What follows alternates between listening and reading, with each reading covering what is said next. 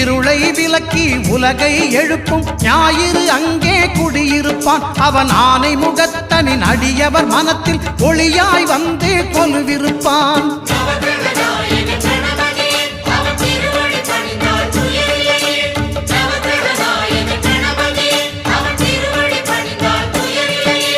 ஒன்பது கோளும் ஒன்றாய் காண அங்கு கற்பகம் என்னும் கடவுளின் மெய்யில்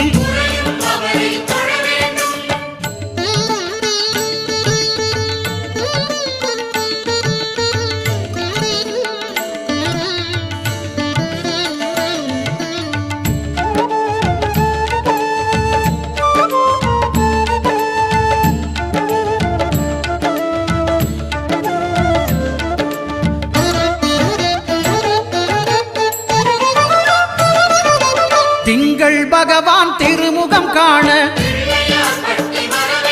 அங்கு கற்பக பெருமான் தொப்புள் குழியில்